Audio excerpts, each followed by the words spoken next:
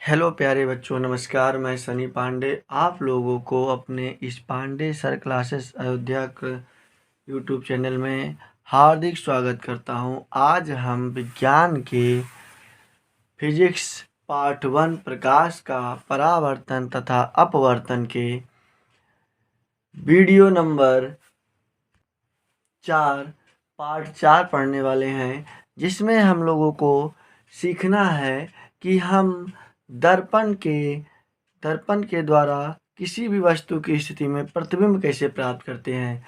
तो किसी भी दर्पण में अवतल दर्पण हो या उत्तल दर्पण हो, किसी भी दर्पण में अगर हमें किसी भी वस्तु की स्थिति का प्रतिबिंब प्राप्त करना है तो हमें 3 नियमों का अध्ययन करना है। वो नियम कौन कौन से हैं, आइए हम देखते हैं। हम इन 3 नियमों में सिर्फ 2 नियमों का यूज करके हम किसी भी वस्तु के प्रतिबिंब की स्थिति, प्रकृति और आकार को बता सकते हैं। चलिए टाइम वेस्ट ना करते हुए हम वीडियो को शुरू करते हैं। तो अगर आप हमारे चैनल पर नए हैं तो प्लीज़ हमारे चैनल को सब्सक्राइब कर लीजिए। धन्यवाद। चलिए आइए देखते हैं। गोलीय दर्पण में प्रतिबिंब बनाने के नियम। तो फर्स्ट नियम क्या है कि जब कोई प्रकाश की किरण मुख्य अक्ष के समांतर आती है तो परावर्तन आपको बताया गया है, परावर्तन होकर मुख्य फोकस से होकर चली जाती है। देखिए ये है हमारा कौन सा दर्पण, ये है अवतल और ये है हमारा उत्तल। ये आपको हम बता चुके हैं तीसरे वीडियो में, आप जाकर देख लीजिए। ये है अवतल दर्पण और ये है हमारा उत्तल दर्पण, है ना। तो देखिए इधर आंतरिक पृष्ठ परावर्तक रहता है, बाहरी पृष्ठ पर अगर कलर किया हो तो उसे हम लोग अवतल दर्पण कहते हैं। तो ये हमारा मुख्य अक्ष है और मुख्य अक्ष के समांतर ये प्रकाश किरण है। तो कह रहा है कि जब कोई प्रकाश किरण मुख्य अक्ष के समांतर आती है तो ये मुख्य अक्ष के समांतर आती है, तो समांतर आती है तो परावर्तन होकर, जब ये परावर्तन होती है, जब ये लौटती है तो किससे होकर लौटती है, मुख्य फोकस से होकर लौटती है। तो पहला नियम आपको ये याद रखना है। और इस दर्पण में क्या होता है कि ये मुख्य अक्ष है उत्तल दर्पण का, तो मुख्य अक्ष से समांतर प्रकाश किरण आती है तो ये इस प्रकार से परावर्तित हो जाती है। क्यों? क्योंकि इस तरफ इधर कलई किया गया है तो ये कहीं पर मिलती नहीं है, लेकिन हम कल्पना करते हैं कि ये पीछे बढ़ाने के बाद जिस बिंदु पर अक्ष पर मिलती है वो उसका क्या होता है, मुख्य फोकस होता है। समझ में आया? तो पहली प्रकाश किरण पहला जो नियम है प्रतिबिंब बनाने का, उसमें हमने सीखा कि यदि कोई प्रकाश की किरण मुख्य अक्ष के समांतर आती है तो परावर्तित किससे होकर जाएगी, फोकस से होकर जाती है। ठीक, तो आप इसके वीडियो को रोक करके आप इसे नोट डाउन कर सकते हैं।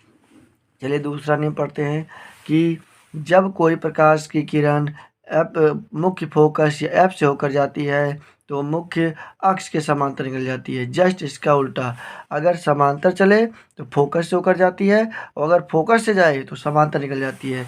चलिए हम समझते हैं। तो यहाँ पर देखिए कि जब प्रकाश किरण मुख्य फोकस से होकर जा रही है तो ये मुख्य अक्ष के समांतर निकल जा रही है, और अगर ये मुख्य अक्ष के समांतर जाती है अगर ये फोकस होकर जाती है तो मुख्य अक्ष के क्या निकल जाती है, समांतर। इस प्रकार से इसका होना चाहिए था। अगर ये फोकस होकर जा रही है तो इसे क्या होता है, ये मुख्य अक्ष के समांतर इस प्रकार से मुड़ जाती है। तो हमें ये दूसरा नियम भी याद रखना पड़ेगा। वीडियो को रोक करके आप चित्र को बना सकते हैं। ये मुख्य फोकस से होकर जा रही है और यहाँ टकराने के बाद समांतर होकर निकल जाती है। आइए हम तीसरे नियम को पढ़ते हैं। तो तीसरा नियम हमारा क्या है कि जब कोई प्रकाश की किरण वक्रता केंद्र से होकर जाती है तो उसी मार्ग पर वापस लौट जाती है। तो हमने इस नियम में क्या पढ़ा कि जब कोई प्रकाश की किरण वक्रता केंद्र सी से होकर जाती है तो परावर्तित नहीं होती, उसी माध्यम में जाती है और उसी माध्यम में वो क्या हो जाती है, वापस लौट जाती है। इसमें देखते हैं कि यह वक्रता केंद्र यहाँ पर है तो उसी माध्यम में ये जाती है और ये उसी माध्यम में क्या हो जाती है, वापस लौट जाती है ना। तो ये एक तीसरा नियम है। तो हमने 3 नियम को सीखा। तो पहला नियम क्या है, हम फिर से बता देते हैं कि जब प्रकाश की किरण मुख्य अक्ष के समांतर जाती है तो फोकस से होकर गुजरती है, और जब प्रकाश की किरण फोकस से होकर जाती है तो मुख्य अक्ष के समांतर निकल जाती है। और तीसरा नियम, जब प्रकाश की किरण वक्रता केंद्र से होकर जाती है तो उसी मार्ग में वापस लौट जाती है। तो यही 3 नियम का आपको उत्तल और अवतल दर्पण में चित्र बनाने में बहुत उपयोगी होंगे। तो हम किसी भी 2 नियमों का पालन करके हम किसी भी वस्तु की स्थिति का प्रतिबिंब प्राप्त करते हैं। तो आइए हम लोग अब प्रतिबिंब प्राप्त करना सीखते हैं। तो आपको बता दें कि अवतल दर्पण में कुल 6 स्थितियाँ होती हैं और उत्तल में सिर्फ और सिर्फ 2 स्थितियाँ होती हैं। देखिए, गोलीय दर्पण में प्रतिबिंब का बनना। नंबर 1, अवतल दर्पण में प्रतिबिंब का बनना पहले सीखेंगे। तो पहली स्थिति क्या है कि जब वस्तु अनंत पर हो। तो वस्तु जब अनंत पे होता है तो हमें कहीं पर एक समांतर रूप से कोई वस्तु ले लेते हैं। ये वस्तु ए ले लिए और ये वस्तु बी ले लिए।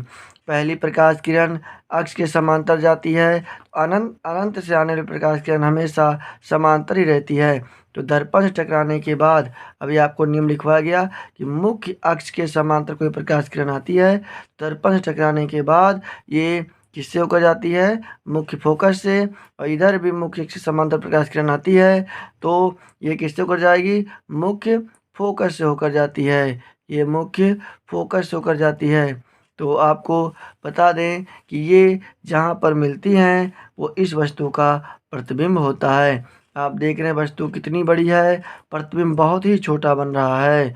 प्रतिबिंब कहाँ बन रहा है, एफ पर बन रहा है, वस्तु से छोटा बन रहा है। दर्पण के आगे है तो यहाँ पर लिख देंगे क्या, वास्तविक बन रहा है। तो हमें इसमें 3 बातों को याद रखना पड़ेगा।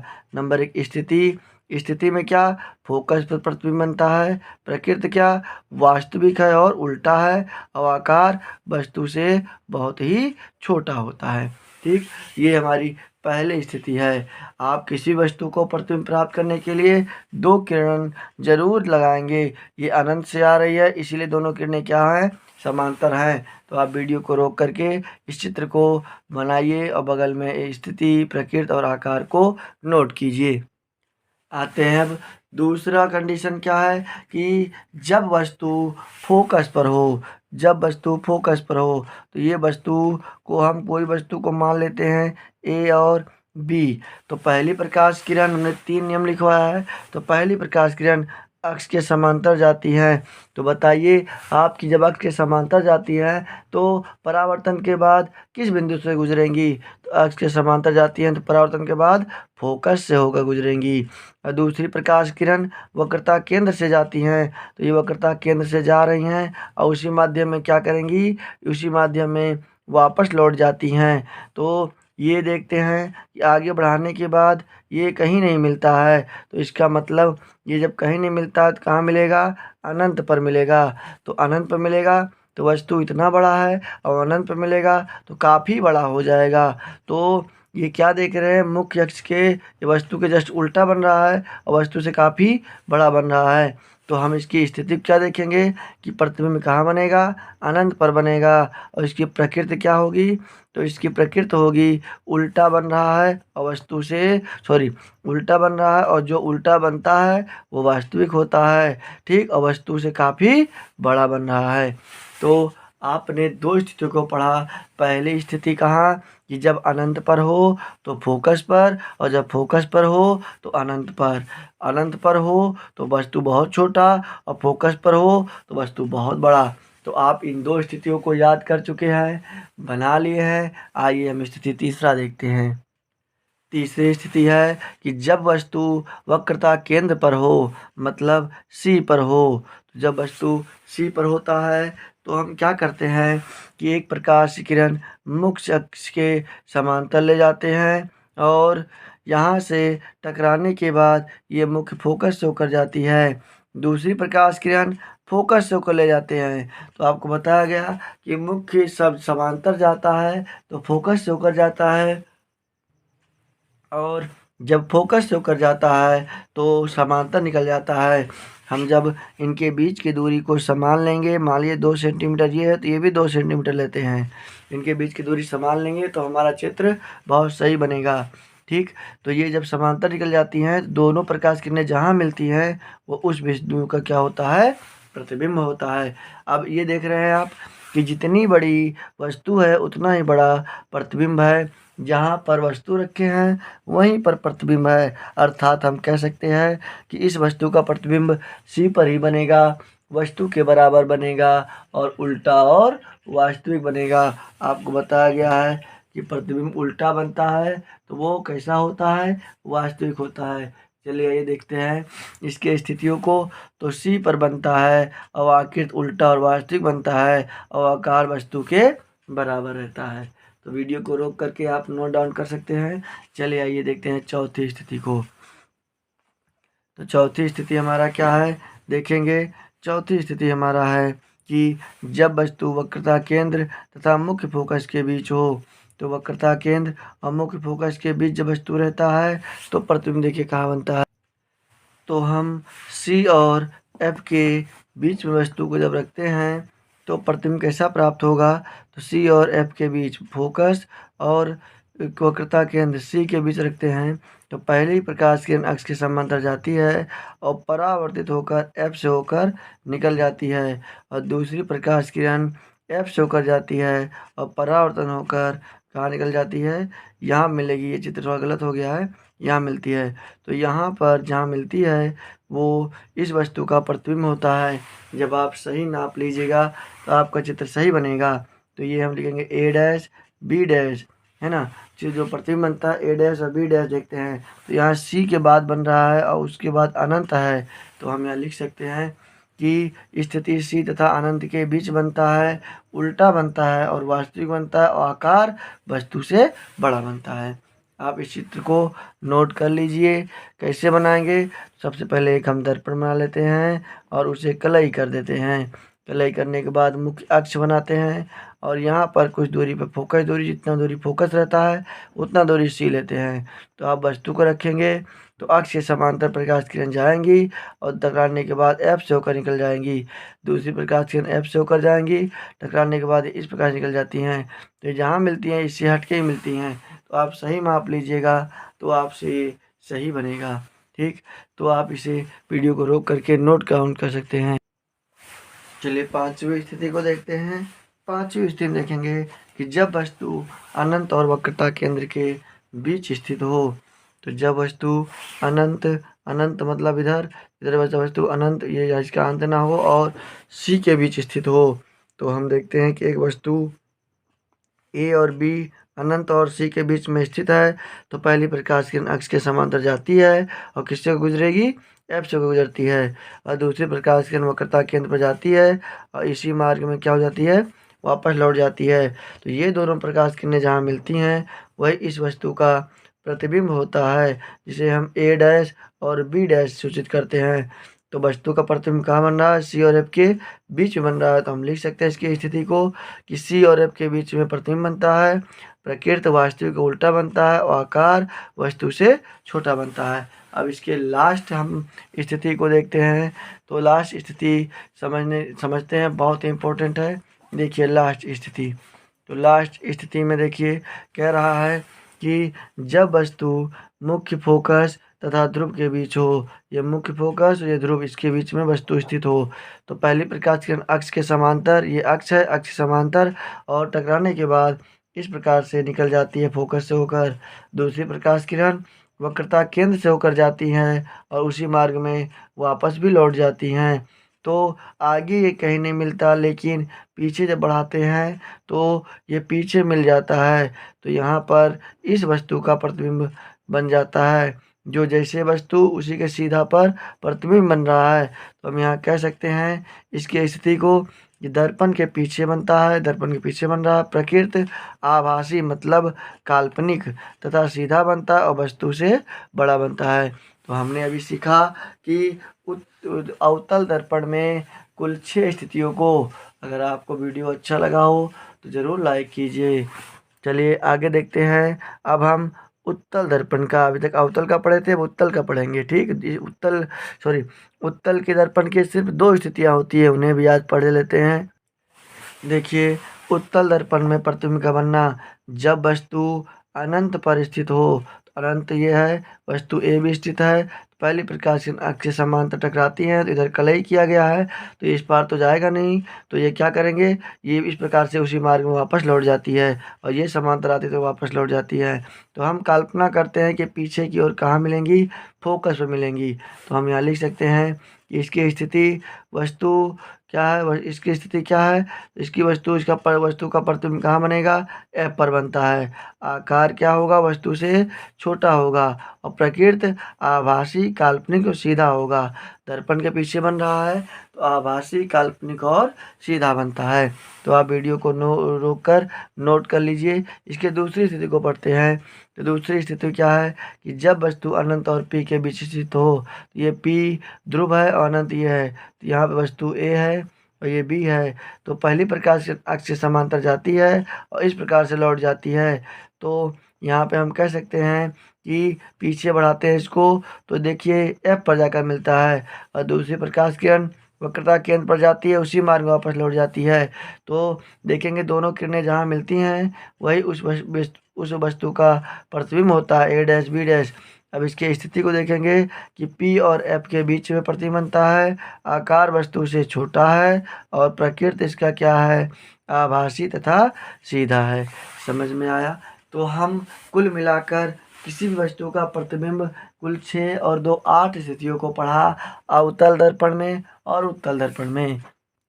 चलिए अब बहुत ही इम्पोर्टेंट टॉपिक पढ़ना है, इसके बिना जो है आंकिक प्रश्न हम नहीं बना सकते, इसे ज़रूर नोट डाउन कीजिए और बहुत इम्पोर्टेंट है, इसके बिना आप कोई भी प्रश्न कोई भी सूत्र नहीं बना सकते। चलिए देखिए, जिसे हम लोग कहते हैं चिन्ह परिपाटी, दर्पण में चिन्ह परिपाटी पढ़ना बहुत ही आवश्यक है। देखिए कह रहा है किसी भी गोलीय दर्पण द्वारा प्रकाश के परावर्तन में दर्पण से वस्तु की ओर वस्तु की दूरी u, प्रतिबिंब की दूरी v और फोकस दूरी f को व्यक्त करने के लिए एक निश्चित ज्यामिति का प्रयोग किया जाता है, जिसे चिन्ह परिपाटी कहते हैं। फिर से एक बार समझते हैं। किसी भी गोलीय दर्पण द्वारा प्रकाश के परावर्तन में जब प्रकाश परावर्तन होता है तो उसमें उस दर्पण से वस्तु की दूरी u, प्रतिबिंब की दूरी v और फोकस दूरी f को व्यक्त करते हैं, और उसके लिए जिस भी निश्चित ज्यामिति का प्रयोग करते हैं उसे हम लोग चिन्ह परिपाटी कहते हैं। अब देखिए हम यहाँ पर चिन्ह परिपाटी आपको समझाने का प्रयास करते हैं। ये हमारा दर्पण है, इधर कलई कर देते हैं, इधर का क्षेत्र बाईं ओर कहलाती है और इधर का क्षेत्र दाईं ओर कहलाती है। तो आइए चिन्ह परिपाटी का हम पहला नियम पढ़ते हैं। क्या है, देखिए, तो दर्पण पर प्रकाश की किरण सदैव बाईं ओर से आपतित होगी। कोई भी दर्पण होगा तो हमेशा मान लीजिए ये आपका दर्पण है, और कोई भी दर्पण होगा तो प्रकाश हमेशा आएगा तो बाईं ओर से ही आएगा। दूसरा कह रहा है कि सभी दूरियां दर्पण के ध्रुव से P से मापी जाएंगी। तो जितनी भी दूरी है यहाँ पर P होता है, इधर मापनी है तो P से, इधर मापनी है तो P से, तो सभी दूरियां कहाँ मापी जाएंगी, P से मापी जाएंगी। दर्पण के ध्रुव के दाईं ओर मापी गई दूरी, आप दायां देख रहे हैं, दर्पण के ध्रुव से दाईं ओर मापी गई दूरी हमेशा धनात्मक चिन्ह के साथ ली जाएंगी। अगर हमें दाईं ओर मापना है तो धनात्मक चिन्ह, मान लीजिए इधर वस्तु रखा है, वस्तु हमेशा इधर रखी जाएगी। अगर इधर प्रतिबिंब बन रहा है और फोकस दूरी भी इधर माप रहे हैं तो क्या होगी, प्लस की साइन होगी। अलग साइन, अलग नियम देखते हैं कि दर्पण के ध्रुव, अगला नियम कि यहाँ पर तीसरा नियम देखेंगे, ये तो पढ़ लिए हम लोग। चौथा नियम, दर्पण के ध्रुव के बाईं ओर मापी गई दूरी ऋणात्मक चिन्ह के साथ लिया जाता है। अगर इधर मापते हैं तो ऋणात्मक चिन्ह के साथ लिया जाएगा। और उसके बाद कह रहा मुख्य अक्ष के ऊपर मापी गई दूरी धनात्मक तथा मुख्य अक्ष के नीचे मापी गई दूरी ऋणात्मक चिन्ह के साथ लेते हैं। तो आप देखिए, अगर मुख्य अक्ष के ऊपर मापते हैं तो प्लस साइन, और मुख्य अक्ष के नीचे मापते हैं तो माइनस साइन के साथ हम प्रयोग करेंगे। आप वीडियो को रोक करके चित्र को स्पष्ट रूप से बना लीजिए। देखिए, मैं फिर से समझाने का प्रयास कर रहा हूँ। अगर हम देखते हैं तो प्रकाश किरण अगर आपतित होती है तो हमेशा बाईं ओर से ही आपतित होगी। उसके बाद सभी दूरियां हम लोग P से मापते हैं। दाईं ओर मापी गई दूरी प्लस साइन के साथ लेते हैं और बाईं ओर मापी गई दूरी माइनस चिन्ह के साथ लेते हैं।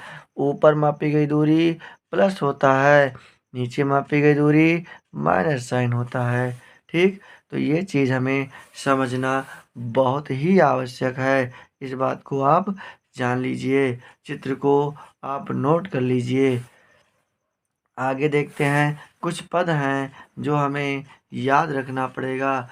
देखेंगे ये पद कौन कौन से हैं, तो आपको यहाँ पर देखना पड़ेगा, नोट डाउन करना पड़ेगा।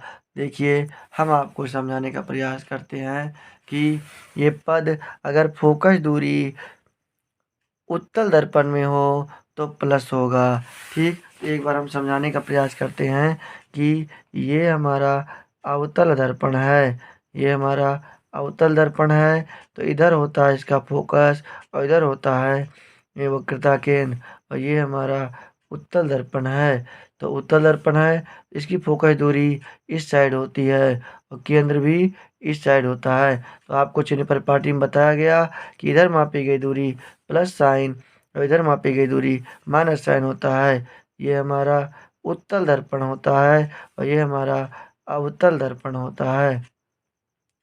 तो हमें जो पद पढ़े हमने, वो पद क्या है, देखिए कह रहा है कि फोकस दूरी उत्तल दर्पण में क्या होता है, प्लस साइन होता है। फोकस दूरी उत्तल दर्पण में इस साइड होता है तो क्या होता है, प्लस साइन होता है। इस सारणी को जरूर याद कर लेंगे। और अवतल दर्पण देखिए, फोकस दूरी इस साइड होता है तो क्या होगा, माइनस साइन होता है।